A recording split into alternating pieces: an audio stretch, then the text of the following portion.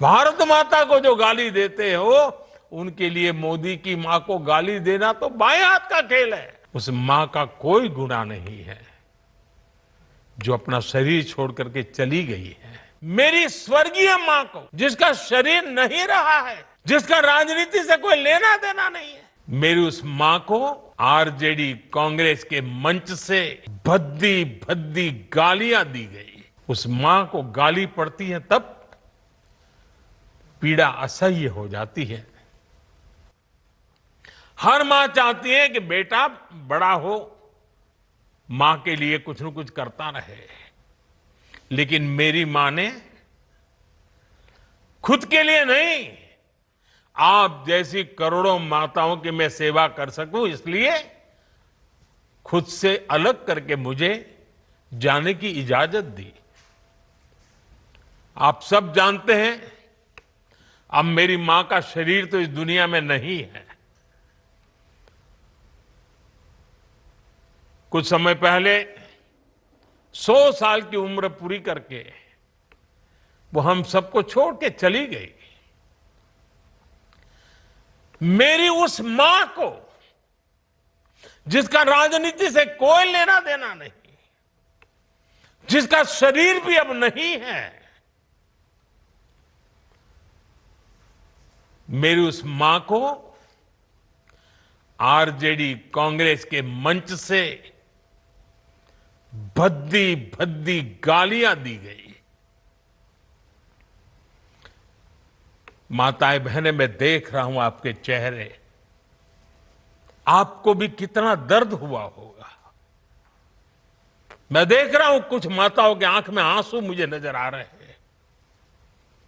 ये बहुत ही दुख देने वाला है, कष्ट देने वाला है, पीड़ा देने वाला है।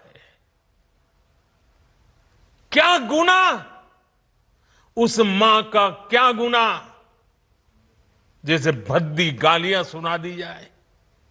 साथियों, हर मां अपने बच्चों को बहुत तपस्या करके पालती है। यहां मेरे सामने बैठी हुई हर मां उतनी ही लगन से, उतनी ही तपस्या से अपने बच्चों को पालती है। बच्चों से बड़ा मां के लिए कुछ नहीं होता है। मैंने भी बचपन से अपनी मां को ऐसे ही रूप में देखा था। उन्होंने बहुत गरीबी में बहुत सारी तकलीफें सहते हुए अपने परिवार को, हम सब भाई बहनों को पाला था। मुझे याद है, बारिश का मौसम आने से पहले मां इस कोशिश में जुट जाती थी कि छत न टपके, ताकि उसके बच्चे चैन से सो सके। मां बीमार होती थी, फिर भी पता तक नहीं चलने देती थी, काम करती रहती थी, काम पर जाती थी। वो जानती थी कि अगर उसने एक दिन आराम किया तो हम बच्चों को दुख सहना पड़ेगा। कठिनाइयों का पता मेरे पिताजी को भी लगने नहीं देती थी मां। वो अपने लिए कभी कोई नई साड़ी तक खरीदती नहीं थी।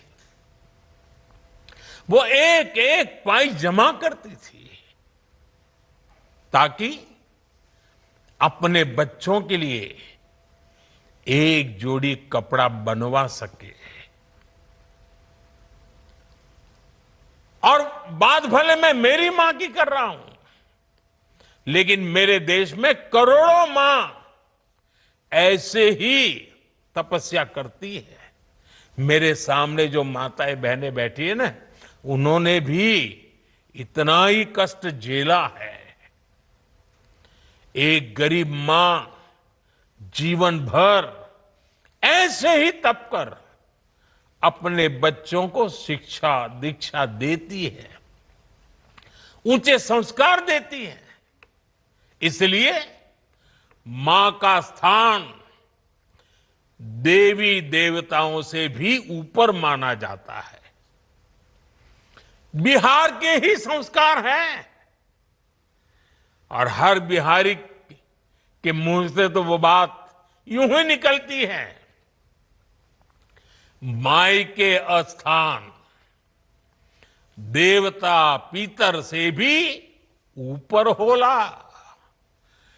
काहे की आपन बाल बच्चा खातिर ऊ कौनो देवी नियर परछाई बनके पोस पाल के बड़े करेली, खुद ही दुख सह के दिखावेली संसार।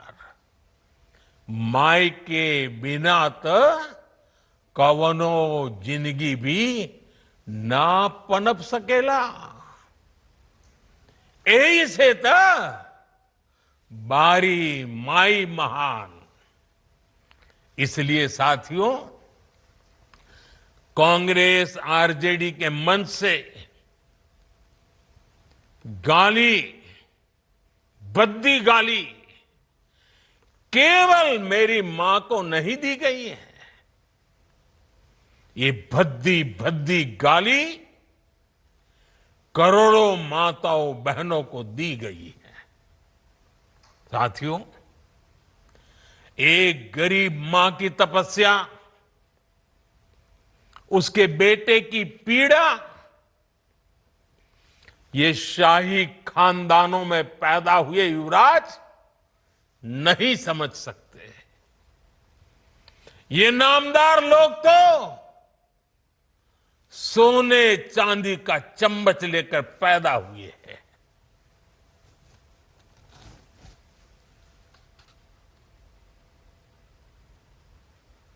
वो तो यही मानते हैं कि देश और बिहार की सत्ता इन्हें अपने खानदान की विरासत लगती है। इन्हें लगता है कुर्सी इन्हें ही मिलनी चाहिए। लेकिन आपने, देश की जनता जनार्दन ने एक गरीब मां के कामगार बेटे को आशीर्वाद देकर प्रधान सेवक बना दिया।